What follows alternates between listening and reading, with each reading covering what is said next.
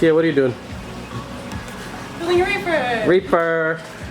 Sunday reefer building day. Setting up a 170. It's gonna be a Boxing Day promo on this thing. Yeah, really good deal. So if you're looking for a white reefer 170 already assembled by Tia herself, it'll be here available. Just one of them, Boxing Day. Crazy deal. This is gonna be someone's gonna take this home for sure.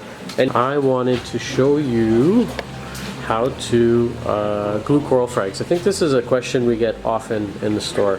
Like, how do you actually attach the corals to the rock so that they look like this? So they have like something to actually grow on. This clown, I gotta show you, it's kind of cool. He's decided to host this nice hammer. Go back in your house. As soon as I start talking about him, he stopped. Look at this. Maybe if I upset him. Go in there. Yeah. So clowns are not the brightest fish. And if they don't have an anemone, they'll often host something that looks like an anemone. So this guy's decided to host a hammer, but it's also very common to host storage corals. I've seen them host frog spawn, I've seen them host leathers, Kenya tree, I've seen them host heaters, I've seen them host zoanthids. So not the brightest fish, they just want something to live in. And I'm gonna watch it closely though, because that hammer is kind of on the smaller end, and he's kind of a fat clown, so they can do something what's called overhosting. So they just don't leave the coral alone, and they just constantly, the hammer doesn't want to be hosted. It's not an enemy. It's not looking for a clown to live inside of it. So if the coral's not big enough to withstand the hosting, and you get this, what we call, I don't know if it's called overhosting. That's what I call it. Is it called overhosting? What do you call it? I'm gonna call it overhosting. Anyways, it basically hosts the crap out of it, and it just keeps irritating it to the point where it can kill the coral, because this coral is not one that needs to be hosted by a fish. So I'm going to keep an eye on it because it's a really nice hammer, but it's also a really nice fish, so we'll see what happens. Anyways, sidetracked as usual. I just want to show you how to glue down some coral frags. So I'm going to do these gonnies because earlier today, this is kind of cool. This really nice, let me focus here, sorry, camera's tricky. This blue gonny fell off the rock because I didn't have it glued, and it dropped onto this hammer. And I would expect the hammer to kill the gonny. I don't know, that's just the expectation I had. Euphilia to me is, I think of them as very aggressive corals. They have a sting. So when I say aggressive, I mean if they touch other corals, they'll kill them. So gonny also has a sting, and this nice kind of blue, I don't even know what color it is, blue with orange, he fell over and he actually stung the hammer.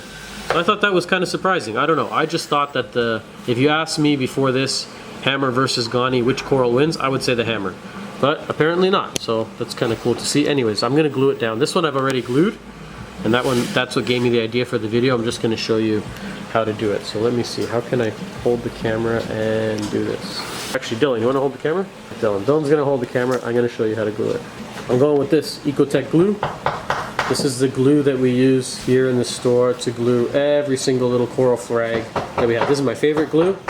It gives you a semi-permanent hold, so it's going to attach the coral to the rock so that it has time to grow onto it.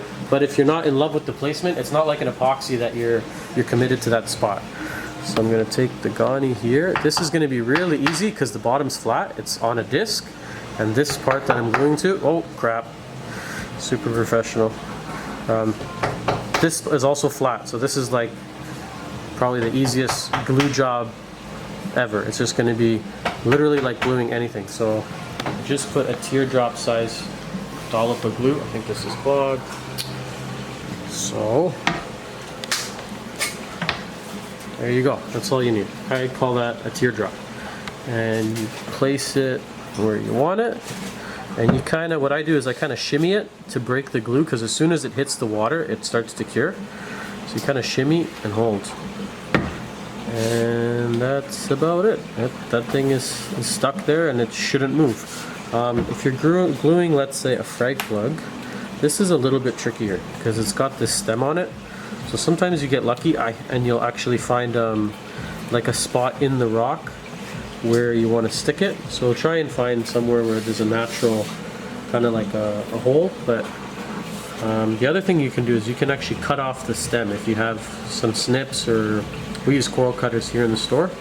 I'm just going to glue this here just to show you how it's done. This is not going to look super pretty, but it's going to eventually cover the plug. So same idea. And just kind of hold it and shimmy, and that's it. That's kind of funny. I'm just doing it for the purpose of the video, but it's going to grow over the plug and then attach to the rock. And once the zoas actually grab over here on the rock, it will be a little trickier to remove. You could, I guess, rip the plug off, but once they're on the rock, they're going to start to take all of this in here. Anyways, yeah, go with the Ecotech glue. I like this stuff. There's some other ones on the market, but this is my favorite. This is the one we're using here in the store. And I think that's it for today's video. Yeah, if you've got any other questions or comments on how to glue corals or coral frags, I'll put our number as usual at the end. If you're looking for a good deal on a reefer, 170, white one, it will be available. Boxing Day coming up next week. Come check us out. Thanks for watching.